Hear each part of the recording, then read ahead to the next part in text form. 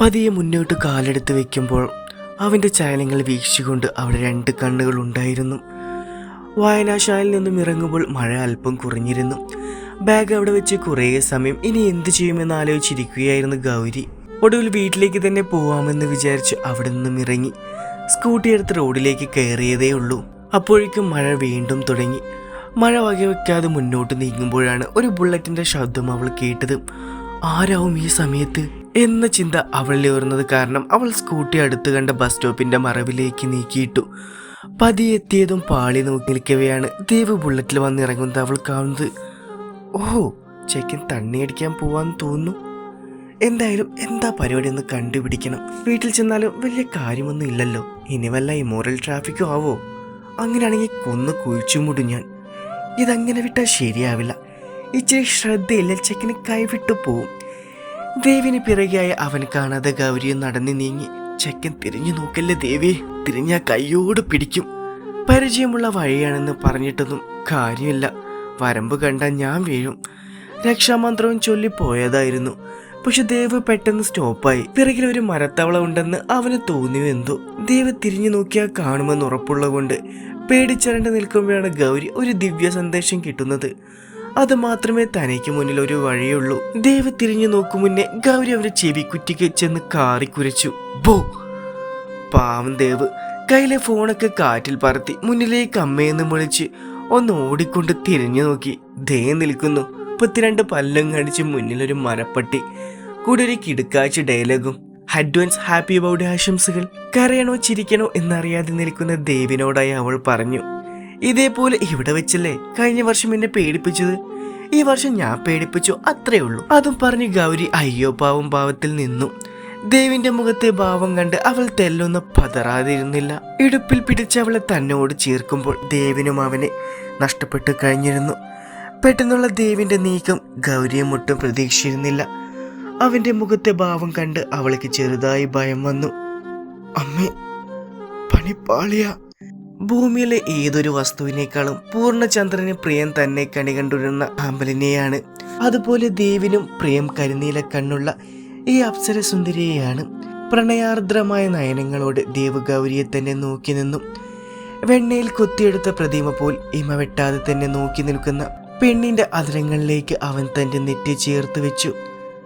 തന്റെ ചുണ്ടുകൾ പതിഞ്ഞിടം തീവാഞ്ഞു ചുംബിച്ചു. ചാറ്റൽ മഴയ്ക്കിടയിലും ദേവിന്റെ നെറ്റിയിൽ പുറപ്പെട്ട വിയർപ്പിൻ കണങ്ങൾ ഗൗരിയുടെ അതിരങ്ങൾ ഒപ്പിയെടുക്കുമ്പോൾ അവളുടെ ഒതുങ്ങിയ അരക്കെട്ട് അവന്റെ ഇടം കയ്യിൽ സുരക്ഷിതമായിരുന്നു. പ്രണയത്തിനിടെ കാമത്തിന്റെ ശക്തിയിൽ അവന്റെ അതിരങ്ങൾ കൂടുതൽ അവളിലേക്ക് ആയുന്നു തുടങ്ങി. വികാരത്തിന്റെ മൂർച്ചയിൽ അവളുടെ കണ്ണുകൾ കൂമ്പിയടഞ്ഞു. ബലിഷ്ഠമായ കരങ്ങൾ കൊണ്ട് അവളെ ചുറ്റി വരിഞ്ഞു തന്നിലേക്ക് കൂടുതൽ അടുപ്പിച്ചുകൊണ്ടവൻ അവളുടെ ചുണ്ടുകളെ തന്റെ അതിരങ്ങളിലേക്ക് ചേർത്തു. റോസായുധലിനെ പ്രണയിച്ച മഞ്ഞു തുള്ളിയപ്പോൾ ഗൗരി ദേവിൽ ലയിച്ചതും അവന്റെ കരങ്ങൾ അവളുടെ കഴുത്തിലൂടെ പാഞ്ഞു നടന്നു. കൂടാനുകൂടി വികാരസിരികൾ നിദ്രയിൽ ആണ്ടു നിൽക്കുന്ന തുടുത്ത മാറിടത്തിലേക്ക് അവന്റെ കരങ്ങൾ പാഞ്ഞു ചെന്നതും ഗൗരി ഞെട്ടിത്തെരച്ചുകൊണ്ട് അവയിൽ നിന്നും കുതറി മാറിക്കൊണ്ട് കിതച്ചു നിന്നു. ചുണ്ടുകൾ കൊണ്ട് മൗനമായി രമിക്കുകയായിരുന്നു ദേവ്. ഗൗരി തന്റെ കൈപ്പിടിൽ നിന്ന് കുതിരി മാറാൻ ശ്രമിക്കുമ്പോഴാണ് സ്വഭാവത്തിലേക്ക് വന്നത്. തന്നിൽ നിന്നും അടർന്നു മാറിക്കൊണ്ട് വന്ന വഴിയും ഒന്നുരിയാടാതെ നടന്നു നീങ്ങുന്നത് കണ്ട് അവനുള്ളം വിങ്ങി. താൻ ചെയ്ത് എത്ര വലിയ തെറ്റാണ്, ഇങ്ങനെയൊന്നും നിലവിട്ട് ചെയ്യാൻ പാടില്ലായിരുന്നു ഞാൻ. അവൾക്കൊരുപാട് വിഷയമായി തോന്നും. അവൾ ഓടിപ്പോകുന്നത് കണ്ട് അവനിൽ കുറ്റബോധം പിറവികൊണ്ടു. ചുമ്മാ അവളെ വീർപ്പിക്കേണ്ടായിരുന്നില്ല. ഭാര്യയാണുള്ള സ്വാതന്ത്ര്യം എടുക്കേണ്ടായിരുന്നില്ല. അവൾ എന്തെന്നെ പറ്റി ചിന്തിച്ചിട്ടുണ്ടാവുക. ഗൗരി! അവൻ അവളെ വിളിച്ചുകൊണ്ട് പിറകെ ചെന്നെങ്കിലും അവൾ തിരിഞ്ഞു നോക്കാതെ ഓടിപ്പോയി. ഗൗരി ദേവിന്റെ പ്രവൃത്തിയിൽ നാണത്താൽ പൂത്തിരിഞ്ഞു നിൽക്കുകയായിരുന്നു. അയ്യേ, ഇനി കണ്ടിട്ടിന്റെ മുഖത്ത് ഞാൻ എങ്ങനെ നോക്കും? അവൻ തന്നെ പിടിച്ചപ്പോഴുണ്ടായ കുളിരും ആനന്ദവും വീട്ടിലെത്തിയിട്ടും വിട്ടുകഴിഞ്ഞിട്ടില്ലെന്ന് അവൾക്ക് തോന്നി. കണ്ണേട്ടിനോട് ശരിക്കും പ്രണയം തന്നെയാണോ? ഏട്ടിന് പെട്ടെന്ന് എന്താ സംഭവിച്ച്? 2-3 തവണ ഏട്ടിന് മുന്നിൽ പെട്ടിട്ടും ഇങ്ങനെയൊന്നും ചെയ്തില്ലല്ലോ. നിങ്ങളുടെ ഹൃദയത്തിൽ എനിക്കൊരു സ്വർഗം പണിഞ്ഞിട്ടുണ്ടെങ്കിൽ അതിനേക്കാൾ വിലപ്പെട്ടതൊന്നും എനിക്കില്ല പ്രിയൻ. നിങ്ങൾ കെട്ടിയ താലേശ്വരനറിയാം എൻ്റെ ഹൃദയം രചിക്കുന്ന പ്രണയകാവ്യങ്ങൾ. ഓരോന്നും ചിന്തിച്ചുകൊണ്ടാൽ എപ്പോഴോ നിദ്രയിലേക്ക് വഴുതി വീണു. അതിരങ്ങൾ തമ്മിലെ മൗനാനുരാഗത്തിൽ സമനില തെറ്റിയ ദേവി ലക്ഷ്യം മറന്നുപോയിരുന്നു. അവൾക്ക് പിന്നിലായി അവനും പാതിരാത്രിയിൽ വീട്ടിൽ വന്ന് കയറുമ്പോൾ ഉമ്മറത്തെ ചാരു കസേരയിൽ ആടിക്കൊണ്ടിരിക്കുകയായിരുന്നു. ബൈക്കിൽ നിന്ന് നോട്ടം തെറ്റിച്ചുകൊണ്ട് അവൻ ഉമ്മറത്തേക്ക് നോക്കുമ്പോൾ അച്ഛനുണ്ട്. അവനെയും വീക്ഷിച്ചിരിക്കുന്നു. തെല്ലൊന്നു നേരം മൗനത്തെയും കൂട്ടുപിടിച്ച് അദ്ദേഹത്തിന്റെ മുഖത്തേക്ക് ഒന്ന് നോക്കി ദേവാകത്തേക്ക് നടന്നു. രണ്ടുപേരും ഒന്നും സംസാരിച്ചില്ല. പകരം അവന്റെ കണ്ണുകളിൽ അയാൾ കണ്ടു തീവ്രമായി കത്തിജ്വലിക്കുന്ന പ്രണയം. ചോരത്തിളപ്പി നിൽക്കുന്ന മകന്റെ മുഖത്തെ പ്രണയാർദ്രഭാവത്തെ. പക്ഷെ ഭയമായിരുന്നു അദ്ദേഹത്തിന്. എന്തെങ്കിലും ഒരു ദിവസം മകൻ തനിക്കെതിരെ വീണ്ടും തിരിയുമോ എന്ന ഭയം.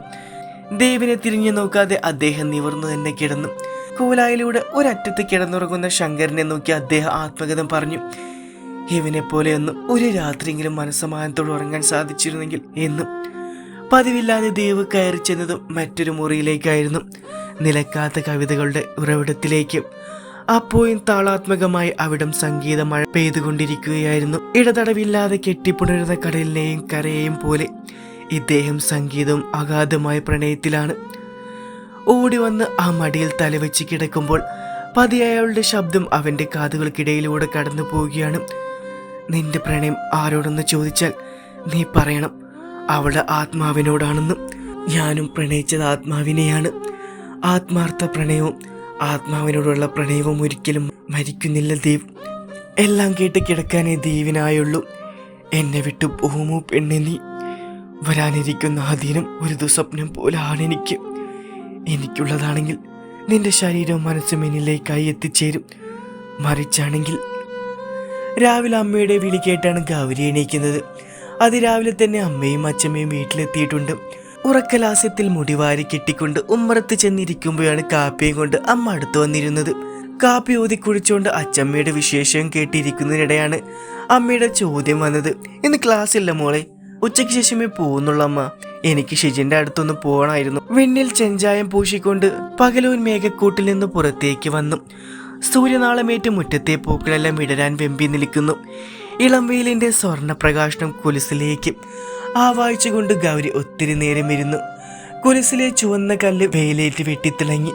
വെളുത്ത തുടുത്ത കണങ്ങളിലൂടെ വിരലോടിച്ചുകൊണ്ട് ദേവിന്റെ ചിന്തയിൽ ഗൗരി മുഴുകുമ്പോഴും അച്ചമ്മയുടെ വിശേഷം പറച്ചിൽ അവസാനിച്ചിരുന്നില്ല.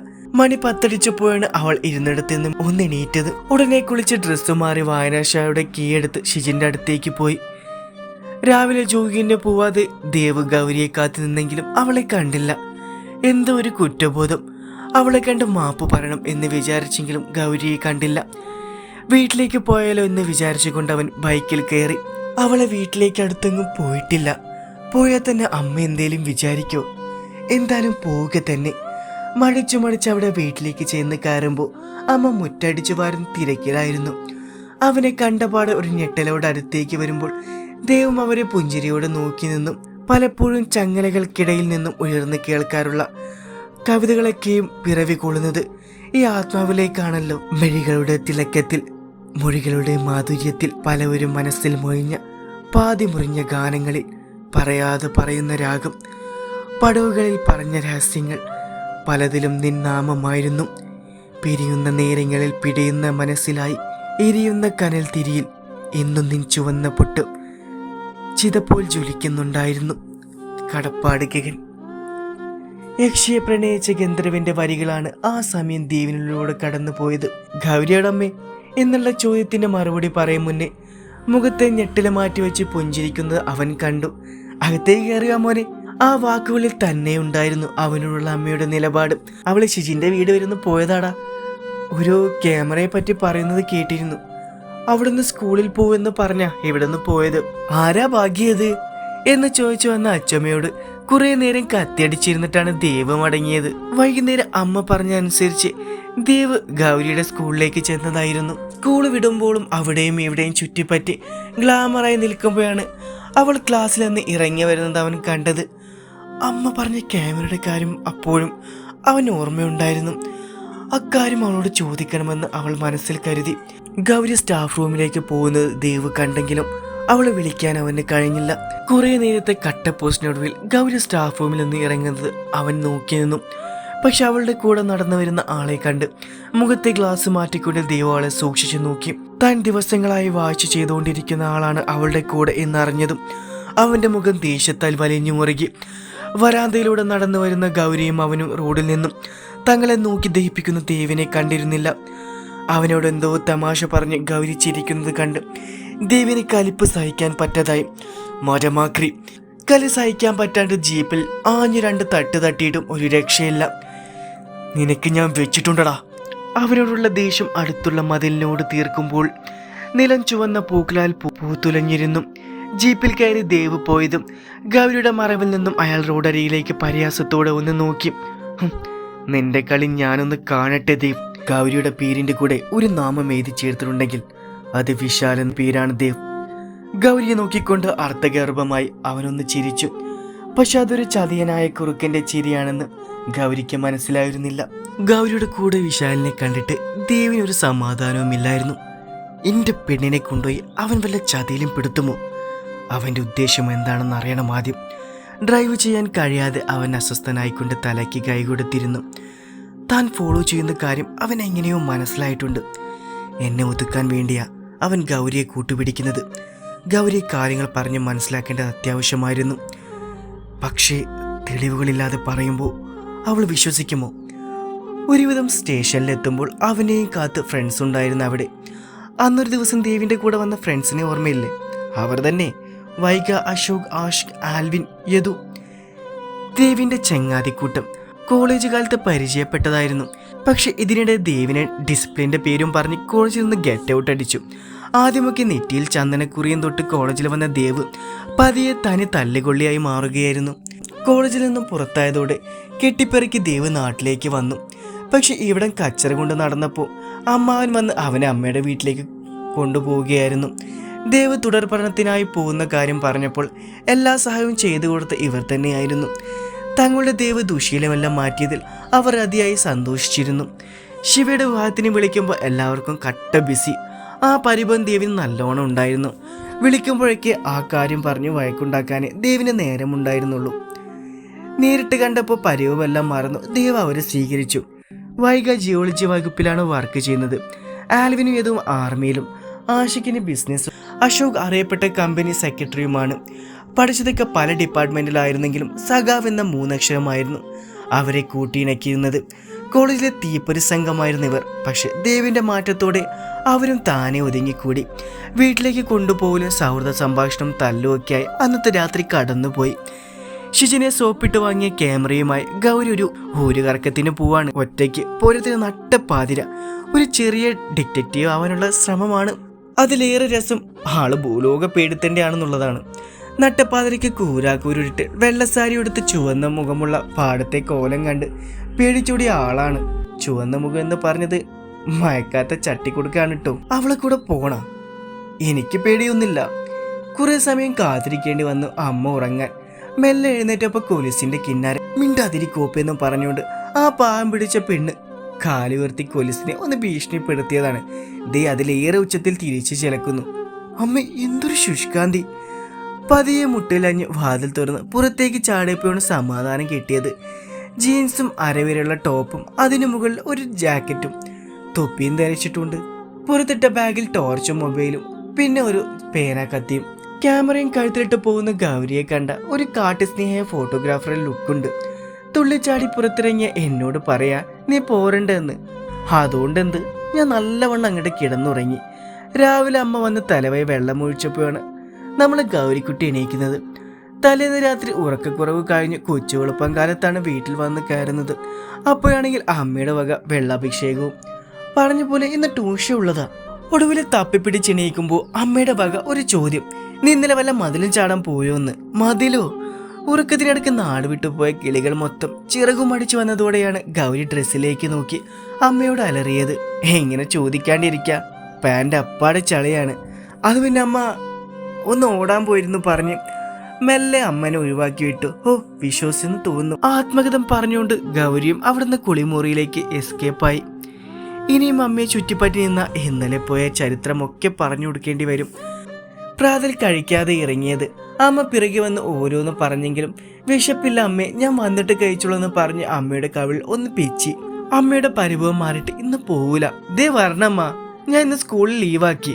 അതോടെ നേരത്തെ വരാന്ന് പറഞ്ഞ് വണ്ടിയും എടുത്ത് പുറത്തേക്ക് ഇറങ്ങി. കവലയിലേക്കുള്ള റോഡിലേക്ക് കയറിയതേ ഉള്ളൂ.